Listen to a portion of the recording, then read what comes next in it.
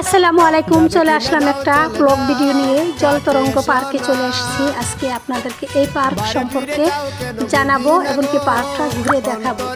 সমস্ত পার্ক ঘুরে দেখলে আপনারা বুঝতে পারবেন ছোটোখাটো একটা পার্ক কত সুন্দর যে নান্দনিকভাবে তৈরি হয়েছে, এটা না বললেই নয়।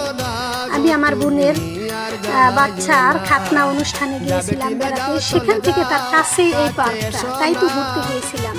আর এটা লোকেশনটা অবশ্যই বলে দিব, দেখতে থাকেন ভিডিওটা, পাশাপাশি আবার একটা কথা শুনেন আর সিনারিগুলো দেখতে থাকেন। দেখেন ব্রিজ ঘিরেই এই পার্ক, আর সাথে দেখছেন কত কিছু করছে। আমি এখন ঢুকতেছি, প্রবেশপত্রটা দেখেন জলতরঙ্গ লেখা আছে। আর এটার ভিতরে ঢোকার দুই সাইডে দুইটা রুম, একটা গেস্ট রুম আছে, সোফা সেট করা আছে, পাশেই রিসিপশন। এখানে এই দেখেন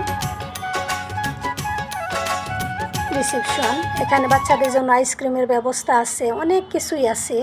এই দেখেন খেলাধুলা, আমার বাচ্চাটা এখানে খেলতেছে, মেয়েটা। ওই যে দেখেন আমার সাথে যারা আসছে, আমার আত্মীয় স্বজন, তারাও আসছে, আমরা একসাথে আসছি। আমরা মূলত আমার বোনের ছেলের খাতনার অনুষ্ঠানে আসার পরই এখানে শুনলাম একটা নতুন পার্ক হয়েছে, তাই আমি চলে আসলাম দেরি না করে, যে একটা বড় ভিডিও করব, প্লাস পার্কটাও দেখা হয়ে যাবে। আর এই পার্কটার সৌন্দর্য আমাকে এতটাই আনন্দিত করেছে যে আমার নিজের জেলায় এত সুন্দর একটা পার্ক আমি দেখি নাই, তাই তো দেখতে আসছি, সাথে আপনাদের সাথেও শেয়ার করছি। এখন আমি আপনাদেরকে লোকেশনটা জানাচ্ছি।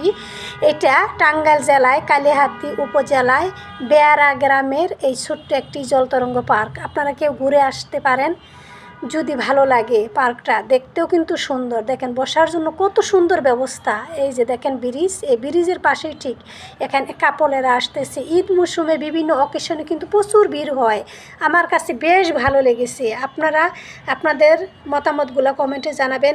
এই পার্কটা কতটা সুন্দর হয়েছে, সবুজ শ্যামলে ঘেরা গ্রামের ভেতরে ছোট্ট একটা পার্ক, সেই সুন্দর হয়েছে। নিচে কিন্তু খাবার দাবারের রেস্টুরেন্টের ব্যবস্থা আছে। এখানে বিকালে ঘুরতে আসলে মন ভালো হয়ে যাবে আপনার, কোনো কথা নয়।